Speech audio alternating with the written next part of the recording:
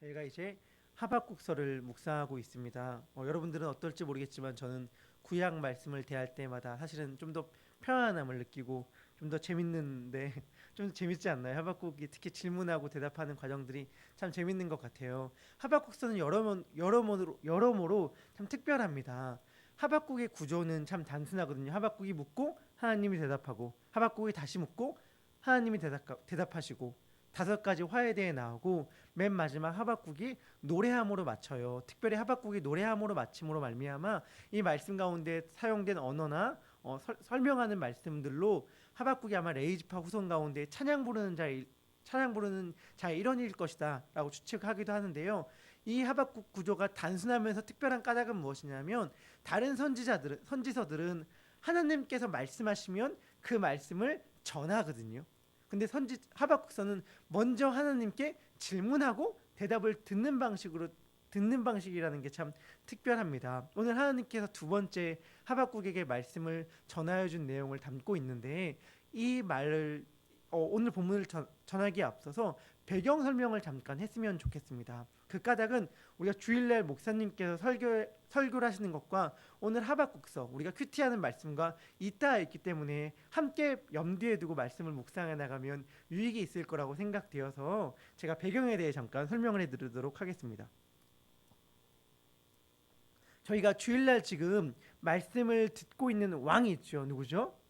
기억나십니까? 요시야 왕에 대해 이야기를 듣고 있어요.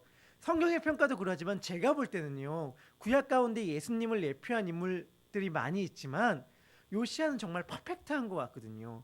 요시야는 성경 가운데 사실은 흠이 나와 있지 않은 왕으로 저는 읽힙니다. 정말 그 요시야 왕이 퍼펙트한 왕으로 등장함으로 말미암아 망해져가는, 아니 이미 망한 거나 마찬가지인 이스라엘 민족들을 다시금, 물론 남유다긴 하지만, 일으키려고 하잖아요. 다시금 일으키려고 할 때에 활동했던 선지자 중 한 명이 바로 하박국이거든요. 에레미야도 그랬고요. 물론 목사님께서 설교 가운데 말하는 훌다도 그러하였고요. 자, 예레미야나 다른 선지자가 볼 때는요, 요시야는 소망이었습니다.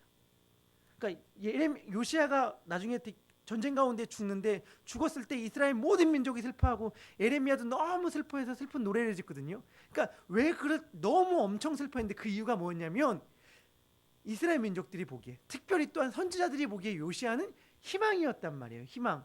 망해져가는 유다 민족의 유일한 남은 희망이었던 요시야가 갑자기 의미 없이 왠지 좀 무기력하게 전쟁 가운데 그냥 덜컥 죽고 마는 거예요. 그 죽음을 바라보았던 선지자들의 마음을 한번 떠올렸으면 좋겠어요.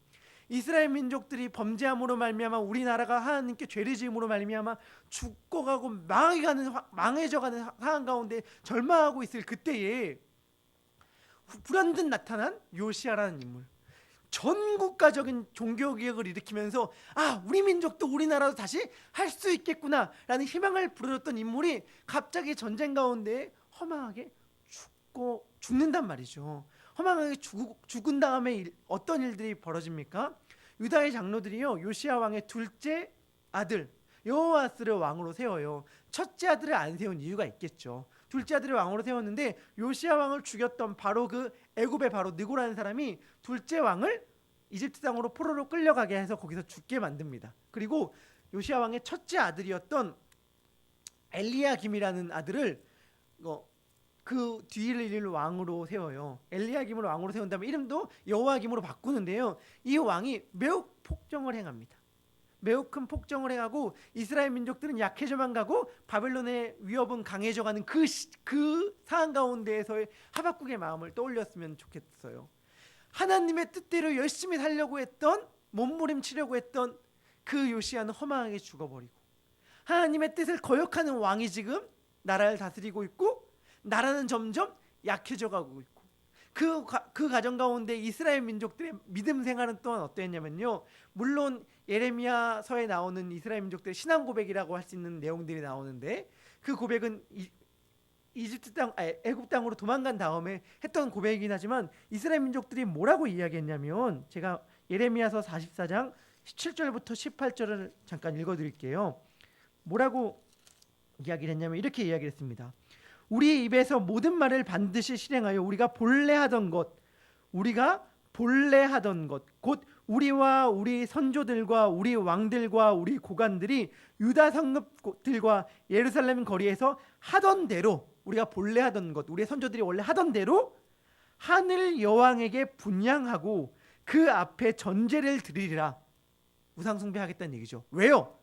그때에는 우리가 먹을 것이 풍부하며 복을 받고 재난을 당하지 아니하였더니, 우리가 하늘의 여왕에게 분향하고 그 앞에 전제 드리는 것을 패한 후부터는 모든 것이 궁핍하고 칼과 기근에 멸망을 당하였느니라.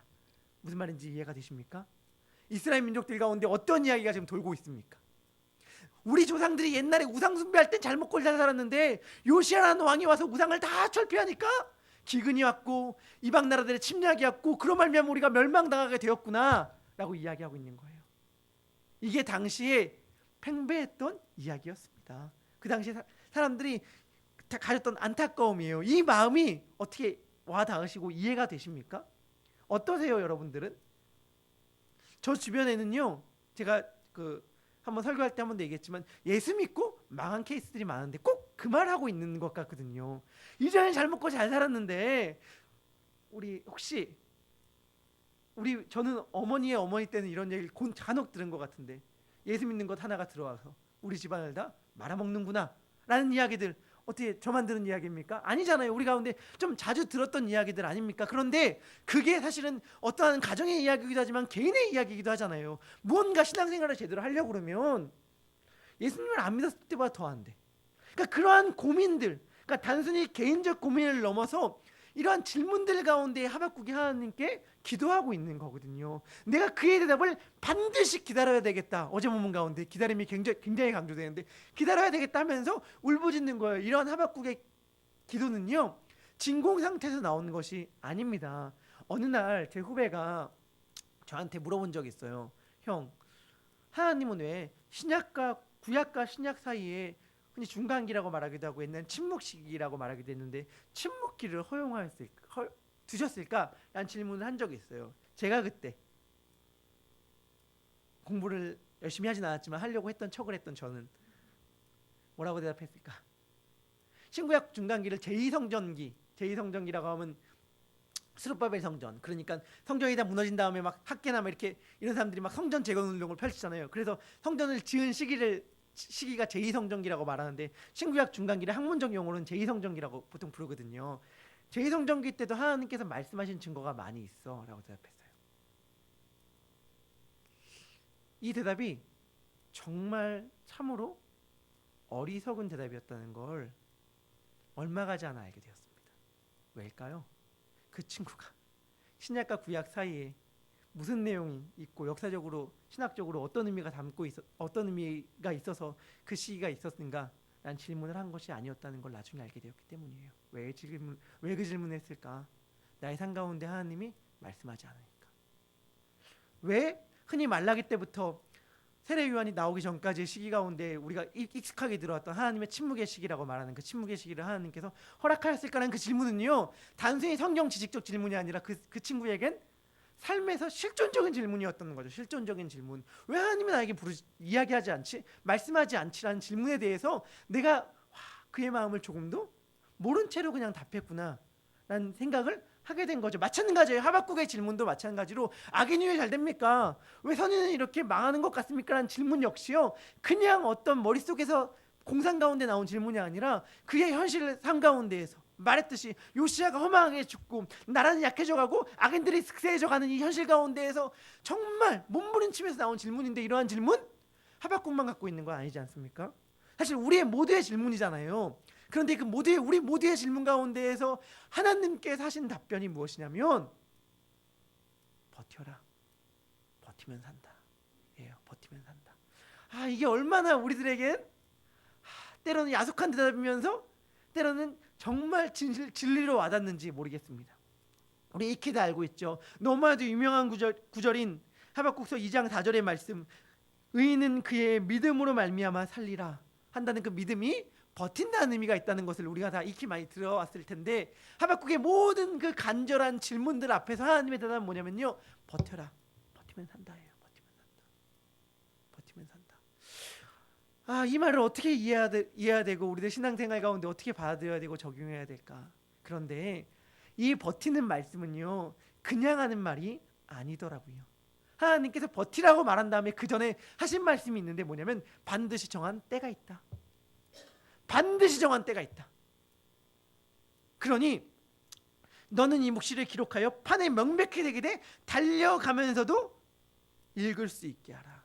달려가면서도 읽을 수 있게 하라는 말의 의미는 달려가면서도 볼 수 있을 정도로 막 기억하게 하고 알려야 된다는 말의 의미도 있지만 더 정확한 의미는 뭐냐면 이 묵시를 읽은 자마다, 이 묵시를 접한 자마다 달려가게 하라는 의미예요. 왜요? 전하라고. 이 묵시를 들은 자마다 막 달려가서 전해야 합니다. 이 전해야 되는 내용이 무엇입니까? 반드시 때가 있고 더딜지라도 반드시 응할 것이고 사실 더디지 않고 지체하지 않을 것이다 라는 것이 하나님의 답이었습니다. 그러니 버텨라. 사실은 의인은 믿음으로 살리라 라는 말이요, 신약 가운데 3번 인용이 됩니다. 3번 인용이 됩니다. 로마서 1장 17절 너무나도 유명한 구절 가운데 인용이 되고, 갈라디아서 3장 11절 가운데 인용이 되고요, 특별히 또 히브리서 10장 37절 38절 말씀에 길게 인용이 되는데, 히브리서 10장 37절 38절은 이 말씀을 인용하면서 묵시가 정한 때가 있고 이루어지는 일이 있는데 이 일을 사람으로, 존재로 바꿔서 히브리서는 설명해 줍니다. 뭐냐면 예수 그리스도로 설명해 주거든요. 너희가 아무리 오지 않을 것 같은 때가 있지만 기다려라. 반드시 정한 때가 있고 그분이 오실 날이 올 것이다. 히브리서는 이렇게 얘기합니다. 잠시 잠깐 후면 오시리니 지체하지 아니하시리라. 잠시 잠깐 후면입니다.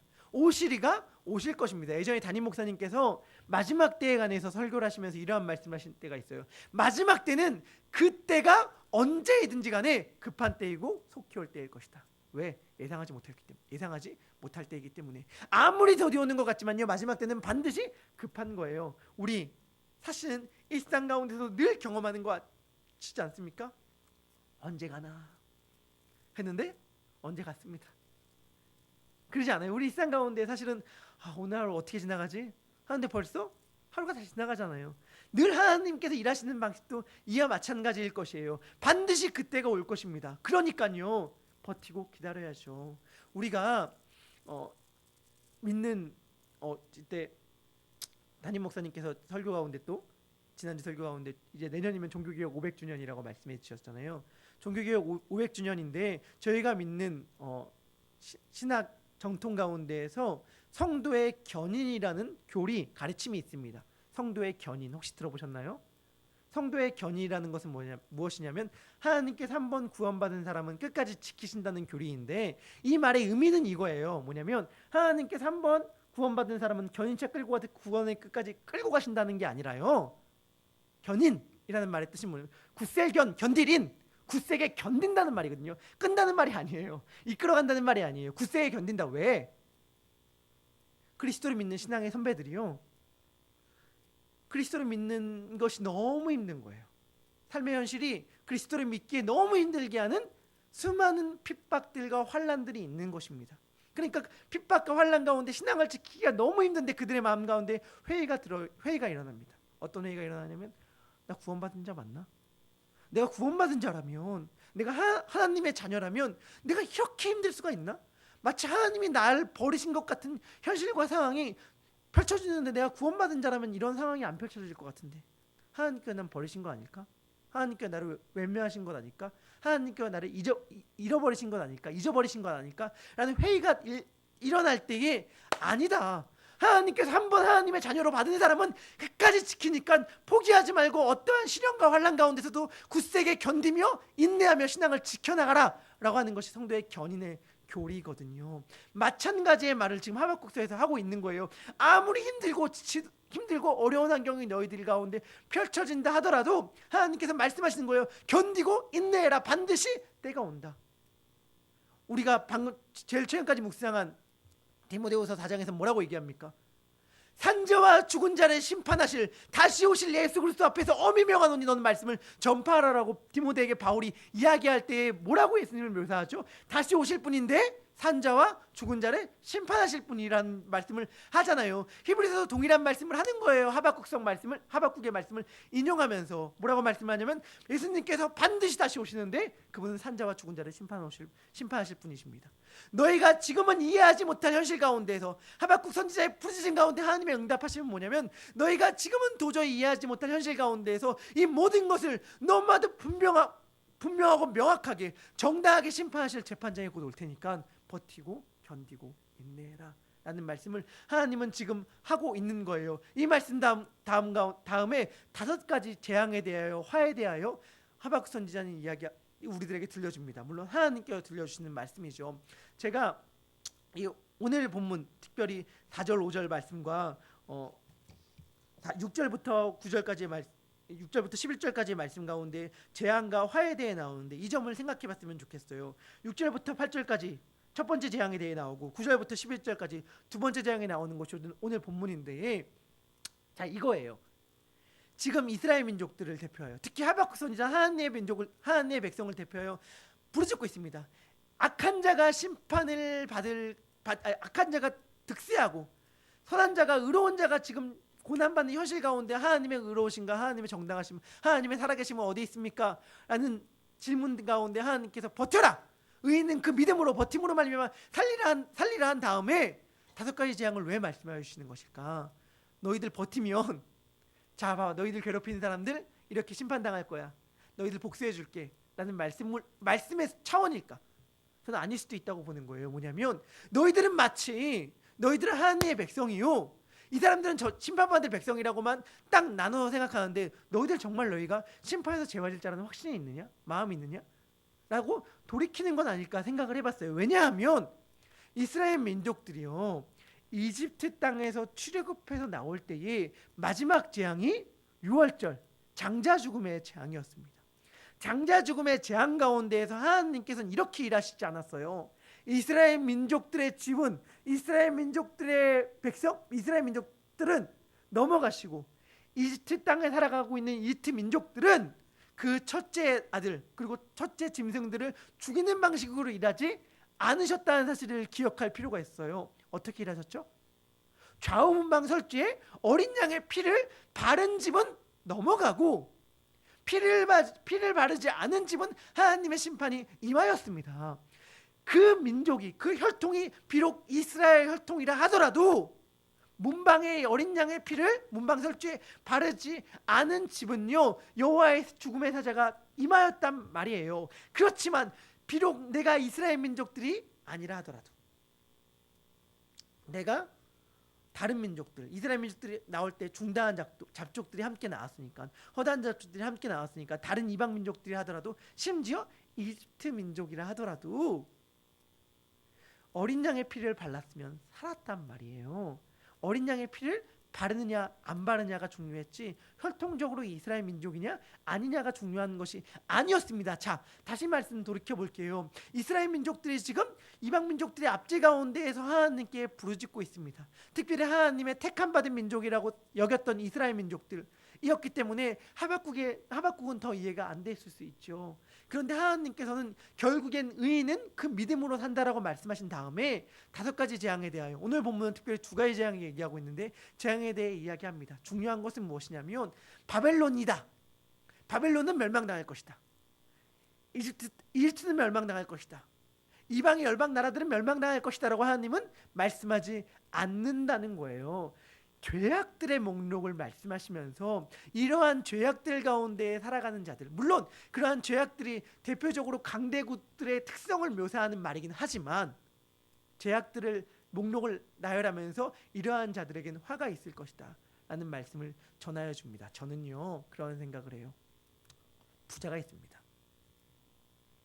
돈이 많은 사람이 있습니다. 돈이 없는 사람이 있습니다. 그러나 하나님 보시기엔 똑같을 수 있다 라는 생각을 해요. 뭐가 어떨 때 똑같냐면 추구하는 가치관이 똑같을 때. 돈을 막 추구해서요 부자가 되었습니다. 돈을 최우선 가치로 여겨서 난 돈을 막 또 다른 이는 돈을 최우선 가치로 막 여기는데 뭐 여러 가지 능력도 안 될 수 있고 환경과 상황이 안 될 수 있어요. 그래서 가난합니다. 그렇지만 머리와 마음속으로는 여전히 돈을 최우선 가치로 여겨요. 하나님 보실 땐 동일한 자라고 저는 생각을 해요. 무슨 말을 하고 싶냐면 비록 이스라엘 민족들이 약소국이지만 이스라엘 민족들이 살아가고 있는 어떤 누군가들, 아까 예레미야서 44장 17절 18절에 나오는 자들은 이방 민족들과 동일한 거예요. 왜? 그들의 가치관과 동일하기 때문에. 누군가는 하나님의 엄중한 심판 아래에서 반드시 잠시 잠깐이면 오시리가 오셔서 우리 눈앞에서 산자와 죽은 자를 심판하실 터인데, 그 심판 앞에서 5가지 재앙이 펼쳐질 그 사람들, 이방 민족들과 동일한 심판을 받을 이스라엘 민족들이 있을 것입니다. 누군가는요, 의인은 믿음으로 살리라 함으로 말미암아 그 심판에서 제외되는 자들이 있을 거예요. 중요한 것, 여러분 명심하십시오. 내가 어떠한 삶의 위치에 있느냐보다 나의 영혼이 무엇을 추구하는가, 그것이 너무 중요합니다.